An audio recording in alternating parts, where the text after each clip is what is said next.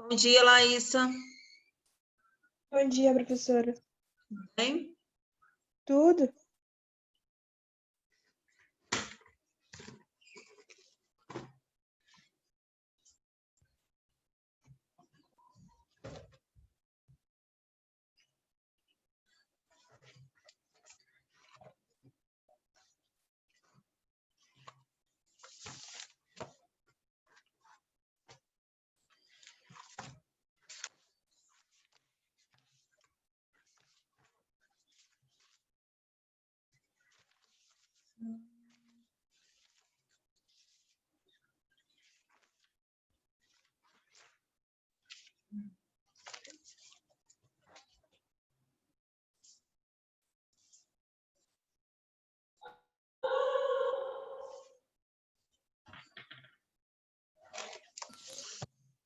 Hoje são 5. 5/8. Laísa está aí. Pedro. Quem é bem-vindo? Poder anotar seu nome na chamada.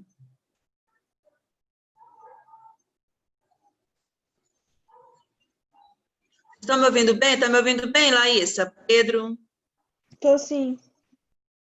Quem é bem-vindo? Poder anotar o seu nome na chamada, amor.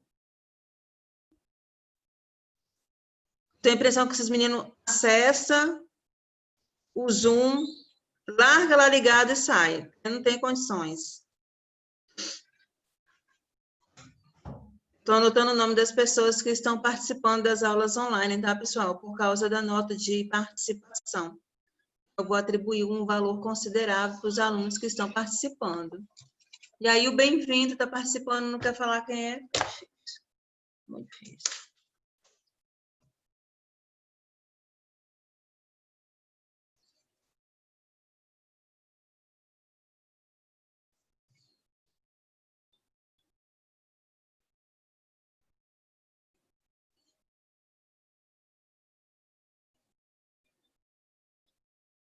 Então, eu vou adiantar um pouquinho hoje, tá? Porque eu quero terminar de corrigir 2 páginas do livro didático e depois vou explicar a matéria nova, tá? Deixa eu ver. Bom dia, Luna. Bom dia. Vinícius entrou. Fazendo a chamadinha aqui, depois eu vou acrescentando o nome da galera que for acessando. Pessoal, olha só um informe, tá? O trabalhinho de pesquisa referente à colocação pronominal, óclise, mesóclise e ênclise, eu só vou aceitar até sexta-feira, tá?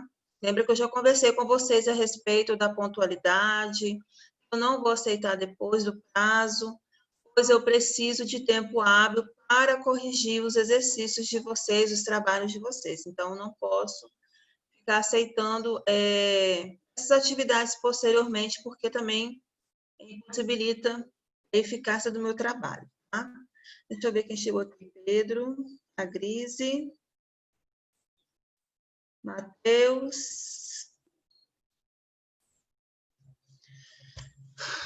Vamos seguir. Bom dia a todos, tá, pessoal? Quem chegou aí agora. Vou pedir para vocês abrirem o livro de vocês na página 54 do livro didático. Vou fazer a correção da página 54, da página 55, bem rapidinho, e depois eu vou passar para a regência verbal, que é o nosso conteúdo mais importante de hoje, tá? Então, pessoal, semana passada, nós falamos, na quinta-feira, a respeito de textos de divulgação científica, né? Então, nós introduzimos o assunto, lemos lá o texto de divulgação científica 1, que faz referência a Jararaca e Ilhoa, né? E aí todo mundo leu um pouquinho, alguns alunos leram um pouquinho do texto, né, do texto de divulgação científica, nós comentamos a respeito do tráfico de animais, enfim. E começamos a correção dos exercícios, certo? Agora, nós vamos dar continuidade. Se eu não me engano, vocês me confirmem aí, tá? Nós corrigimos até a página 53, a questão 3, certo?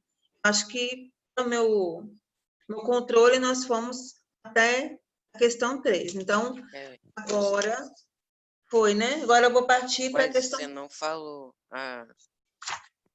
Para Não a palavra era para sublinhar. Ah, tá. Então, não dei a resposta completa. Então, vamos lá. Então, vamos a 3 aqui rapidinho, tá? Página 53. Algumas das afirmativas a seguir são dadas como fatos. Outras contêm informações que são possíveis, mas não definitivas. Marque um X naquelas que contêm uma marca linguística que torna a informação uma possibilidade e não algo factual. Sublinhe a palavra ou a expressão que o levou a escolher essas alternativas. Então, pessoal, eu tenho aí 6, né? 1, 2, 3, 4, 5. 5 frases.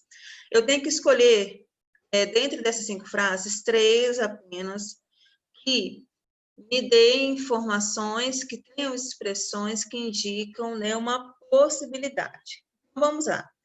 A jararaquilhoa só existe em Queimada Grande. Então, aqui eu tenho uma frase totalmente afirmativa que não me gera nenhuma dúvida.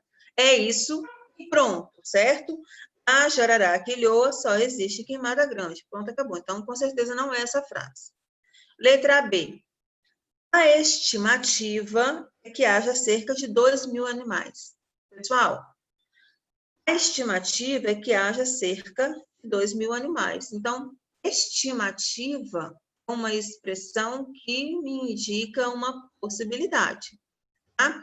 Não é uma afirmação concreta e definitiva, específica, limitada. Tá? Ela é proximal, certo? Então, aí vocês, na letra B, vocês podem sublinhar o termo estimativa, ok? Na letra C, nós temos assim: além disso, existe a possibilidade de a espécie interessar a biopiratas. Então, olha, além disso, existe a possibilidade. Então, o próprio termo ele é bem indicativo, né? É possível, né, que a espécie ela seja alvo de pirataria, seja alvo de tráfico de animais. Então, a expressão possibilidade também indica algo possível, hipotético de acontecer. Tá? Letra D.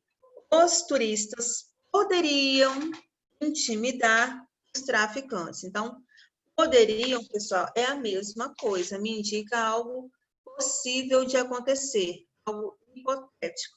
Tá? Então, podem sublinhar aí poderiam, o verbo poderiam. Por último, na letra E, nós temos, na lista vermelha de ameaçados de extinção, a espécie já consta como criticamente em perigo. Então, na letra E, toda a frase ela é uma frase afirmativa. Eu não tenho aqui nenhum indicativo, nem de dúvida, nem de possibilidade, nenhuma hipótese, absolutamente nada. E aí, se alguém tiver alguma dúvida a respeito de o que significa a palavra hipótese, hipótese é aquilo que é possível de acontecer e, ao mesmo tempo, possível de não acontecer. Tá? Então, assim, deixa eu ver um exemplo. Hipoteticamente, nós poderíamos retornar às aulas na próxima semana. É uma hipótese, uma possibilidade, tá?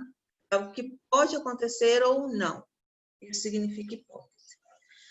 E aí, na página seguinte, quem foi que chegou agora? Felipe, né? E Lara. Deixa eu anotar logo, não esqueço. E aí, na página seguinte, nós temos aí a questão 4, tá, pessoal? Que está pedindo para a gente trabalhar o gráfico. O gráfico é um dos nossos próximos conteúdos, tá? Eu acho que ele está no próximo capítulo, no último capítulo. Nós vamos falar sobre gráfico, sobre análise de gráfico. Porque gráfico também é um texto. É um gênero textual, apesar das pessoas acharem que o gráfico está totalmente ligado à matemática, ele está ligado à matemática, Mas o gráfico não é só matemática, tá? Ele também é um texto, ele também nos transmite muitas informações, tá? Então, aí, pedindo o seguinte, na questão 4, pinte as colunas representando o resultado da pesquisa apresentada no texto. Então, eu já tenho uma informação lá no texto. Eu só tenho que passar para cá e pintar aí o nosso gráfico, deixar ele completinho. Jararacas e lhoas encontradas por dia. Aqui na lateral esquerda, eu já tenho toda a numeração que vai de 1 a 50. Tem uma primeira coluna, né? Que faz referência ao ano de 1995 até 1998. Eu tenho uma segunda coluna que faz referência a 2007 e 2008. Então, o que eu tenho que fazer? Quantas cobras aproximadamente foram encontradas no período de 1995 a 1998? 46. Então, vocês vão ter que pintar até o número 46, tá? 2007 e 2008, aproximadamente 22, né? Cobras encontradas. Então, vocês vão lá e pintem aí até o número 22. Então, vai ficar mais ou menos assim, né? Eu consigo fazer a leitura do meu gráfico, tá, pessoal? Eu preciso fazer uma leitura profunda para saber que no primeiro período eu encontrava muito mais jararacas e depois, né, anos depois, encontrei muito menos. Ou seja, houve uma redução drástica aí. Essa redução, ela é nítida, ela é explícita, tá? Aí, através dessa pesquisa, desses dados, a gente consegue constatar que, de fato, alguma coisa está acontecendo, né? Se ela não tem nenhum predador que se alimente daquela cobra, não tem nenhum bicho que se alimente daquela cobra, né? E ela não vai morrer assim do nada, porque todo animal tem expectativa de vida também, significa que alguém está fazendo alguma coisa. Ou está matando a cobra, ou está traficando, que é, né, a hipótese aí, né, a possibilidade mais relevante. E aí, pessoal, na questão 4, está perguntando o seguinte: o gênero de texto que você acabou de construir é chamado de tabela, infográfico ou gráfico? Então, nesse caso aqui, nós temos um gráfico, tá? Professora, qual a diferença de tabela para infográfico? A tabela, ela contém dados, mas ela não contém o desenho, tá, pessoal?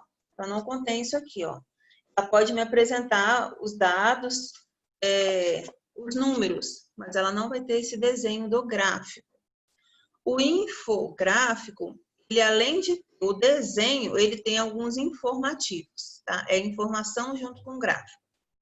E o gráfico é só o desenho mesmo, tá bom? É só essa representação aqui, essa imagem.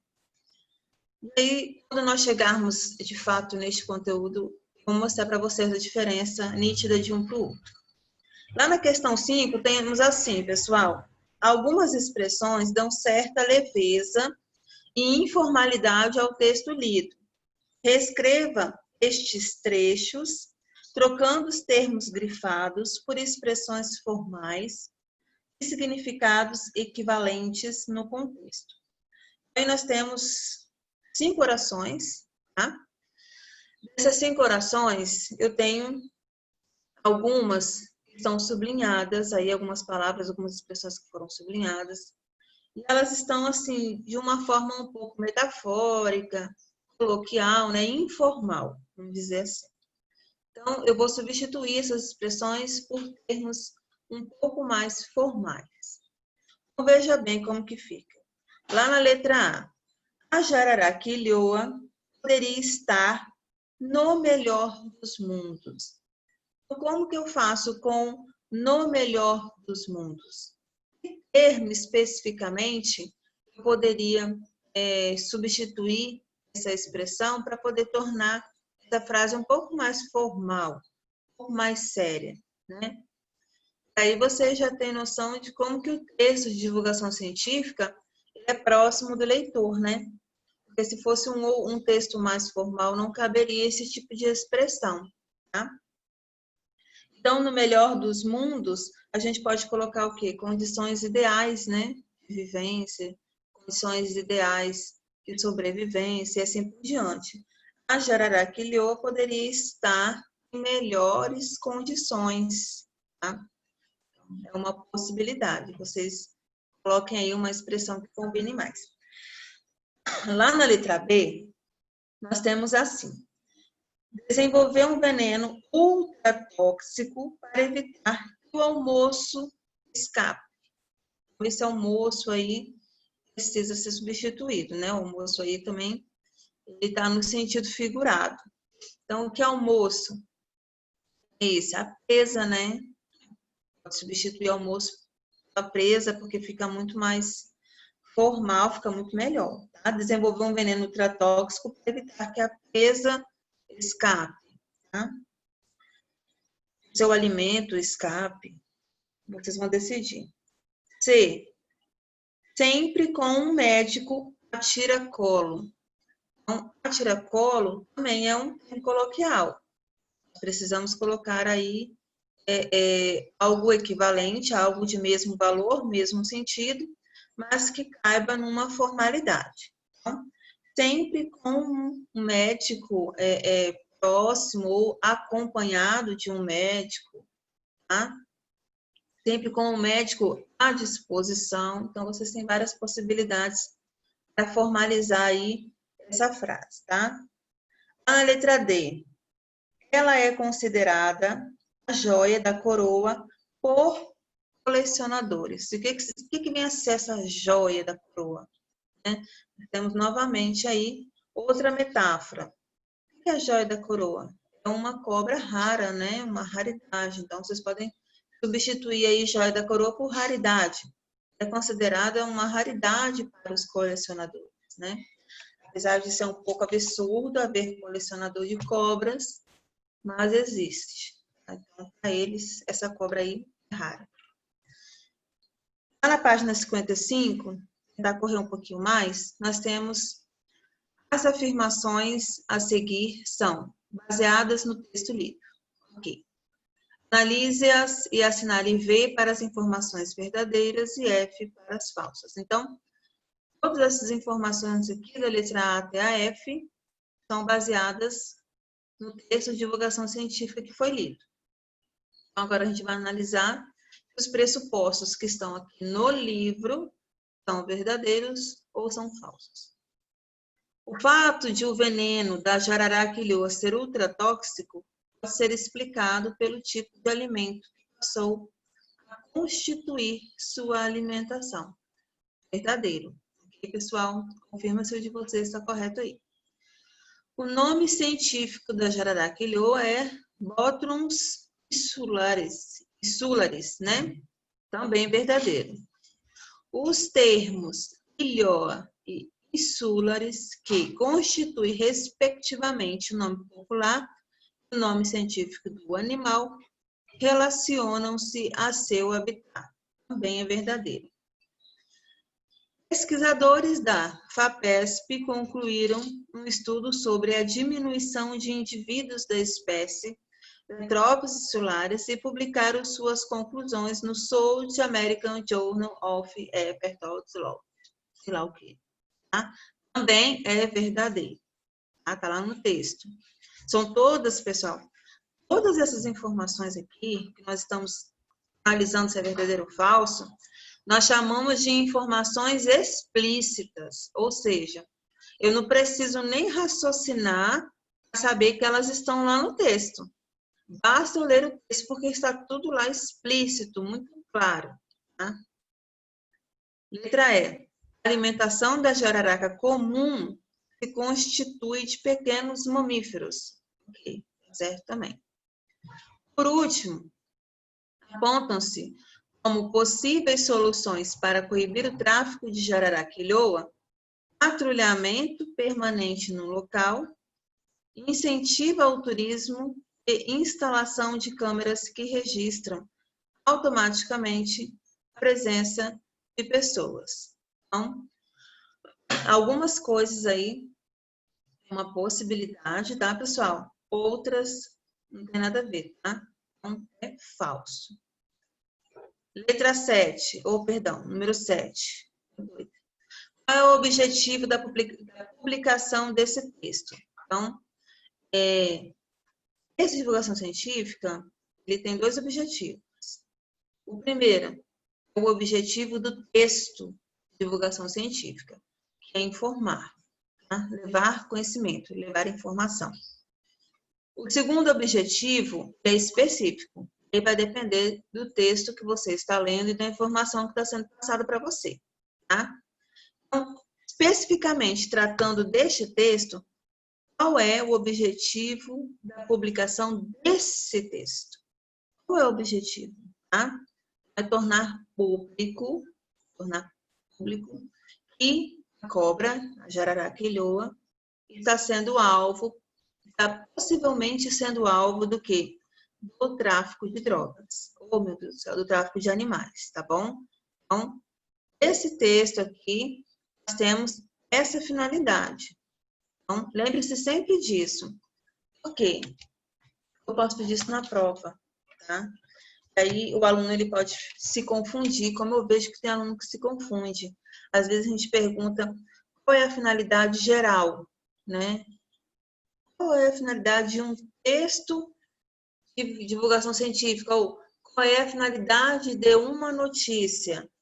Então, aí já é uma finalidade geral do texto, da especificidade. Agora, quando eu trato do assunto, eu preciso saber qual a finalidade do assunto. Se eu falo sobre o meio ambiente, de certa maneira, eu estou querendo conscientizar as pessoas. Não só informar, mas conscientizar. Tá? E aqui, nesse caso, é tornar público, tá? Que as cobras, né, as jararacas, estão sendo alvo de tráfico de animais, tá? Questão 8. No texto a seguir, sublinhe com um traço o discurso direto e com 2, indireto. Pessoal, o que é discurso direto? Quando eu tenho explícito a fala da pessoa. Qualquer pessoa que esteja participando, né, que esteja envolvida num texto, que esteja envolvida numa notícia, que esteja envolvida numa história imaginária. Quando a fala dela é reproduzida, fala dela, ela está falando, eu tenho discurso direto. Quando alguém reproduz a fala da pessoa, aí é discurso indireto. Eu vou ler para vocês aqui. Em março deste ano, por exemplo, a aluna de mestrado da USP recebeu uma oferta de um homem em São Vicente. Aí, ponto, abre aspas. Ele me ofereceu 25 mil para cada exemplar que trouxesse. Ponto. Disse que ficaríamos ricos. Fecha aspas. Pontou. Então, pessoal, tudo que está aqui, entre aspas, é a fala da mestranda, né, da aluna. É a frase da aluna. Tudo que está entre aspas é a fala da aluna. Se a fala da aluna é um discurso direto, é ela mesma que está falando. Então, aqui, ó, o que está entre aspas, vocês vão dar um traço apenas. Só um traço. Todo o restante é discurso indireto. Aí vocês vão dar 2 traços, tá bom? E aí, aqui do ladinho, ó, no canto, na caixinha explicativa, né, no box explicativo do lado direito, tem aqui explicando o que é o discurso direto e indireto. Questão 9. Reescreva os trechos a seguir, mudando o discurso de direto para indireto e vice-versa. Agora, nós vamos fazer essa troca aí, tá? Eles afirmam ter fortes indícios de que a causa seja o tráfico desses animais. Então, eles afirmam, não, vamos tentar trocar isso daí, tá? Temos fortes indícios de que a causa seja o tráfico desses animais. Eles afirmam. Aí, nesse caso, eu troquei o indireto para o direto, tá? Se alguém não conseguiu acompanhar, vai perguntando aí que eu repito, tá? B, abre aspas, ali eles ficam na companhia da Jararaquilhoa por 5 dias, sempre com um médico a tiracolo e um barco para garantir que chegarão à terra sem demora, caso sejam picados. Aqui está na terceira pessoa, né? Ali eles ficam. Eu preciso fazer com que esse texto ele venha para a primeira pessoa. Eu quero tirá-lo discurso indireto e trazê-lo para o direto, então tem que mudar algumas coisas aí. Aí como que eu faço? Ali nós ficamos na companhia da Jararaquilhoa por 5 dias, sempre com um médico a tiracolo e um barco para garantir que cheguemos à terra sem demora, caso sejamos picados. Eles disseram. Então, pessoal, eu mudo o verbo, tá? Eu troco o verbo que está na terceira pessoa, discurso indireto, e trago esse verbo para a primeira pessoa, discurso direto. Tá? Estão entendendo, né? C. Eu tenho certeza de que há tráfico. Só não sei se é um grupo organizado. Esse marca. Então, aqui eu tenho uma fala em primeira pessoa. É um discurso direto. Tem que transformar toda essa frase para a terceira pessoa, para o discurso indireto. Marques disse que tem certeza de que há tráfico, só não sabe se é um grupo organizado. Então, eu joguei tudo para a terceira pessoa. B. Para prevenir a extinção da Jararaquilhoa, Marx pretende criar a espécie em cativeiro, mas ainda busca recursos para concretizar a ideia. Então, aqui nós temos o discurso indireto, vou passar para o direto. Para prevenir a extinção da Jararaquilhoa, pretendo, primeira pessoa, hein? Criar a espécie em cativeiro, mas ainda busco recursos para concretizar a ideia. Pessoal, marque um X aí nesse exercício, tá? Faça uma setinha, coloque importante, né? Qualquer coisa que seja, pois aluno identificar discurso direto e indireto é muito importante, tá? E eu costumo cobrar muito isso em prova. Nessa prova especificamente da P1, vocês não têm, mas o 6º ano e o 7º ano, todos eles têm questões com discursos direto e indireto. Agora que está faltando 6 minutinhos, eu vou aqui para o nosso conteúdo, tá? Nem que seja para poder eu iniciar, deixa eu ver onde que ele está. Eu fiz muito slide hoje.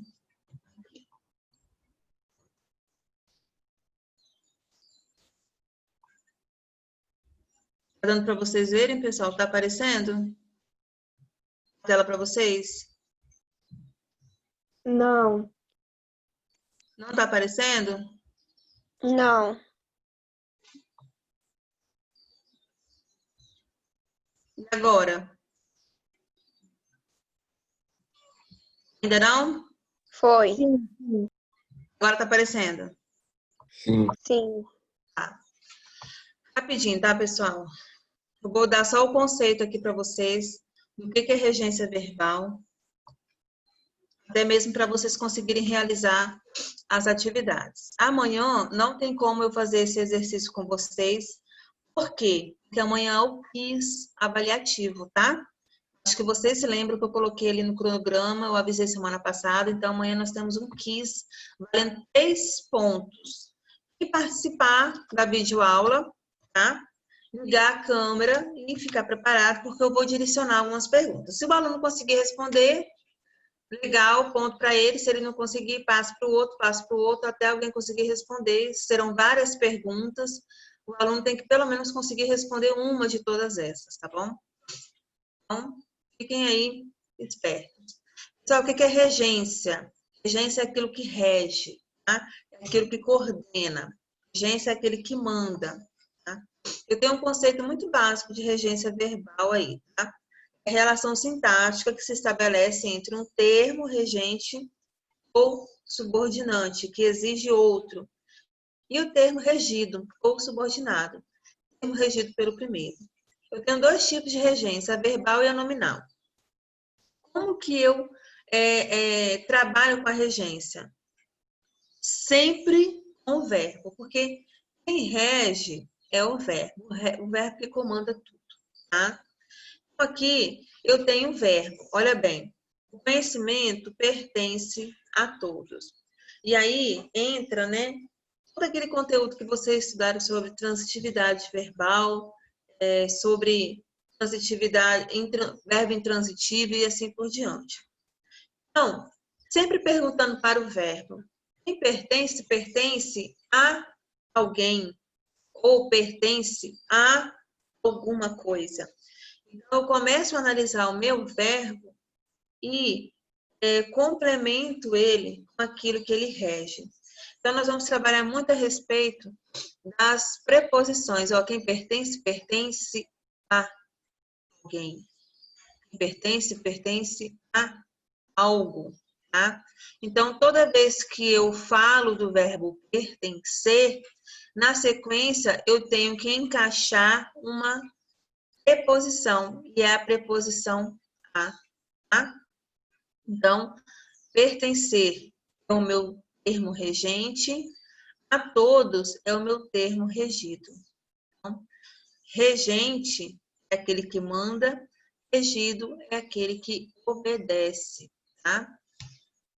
Eu tenho uma tabelinha muito interessante aqui, ó.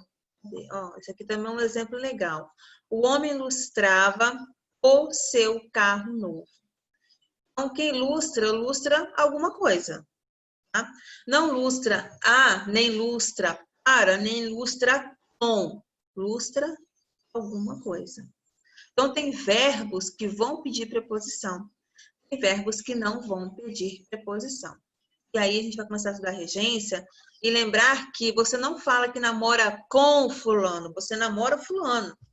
Eu namoro com Josefa. Eu não namoro com Josefa. Porque senão você está namorando com uma pessoa e a Josefa está do seu lado olhando. Namora alguém. Então, eu namoro o Joãozinho, eu namoro a Mariazinha, eu namoro o Fernando, eu namoro a Patrícia. Eu namoro alguém, tá? Eu namoro com alguém. Porque o com dá a ideia de que você está namorando e você tem uma terceira pessoa vigiando ali você namorar, tá? Então, é isso que nós vamos estudar, tá bom?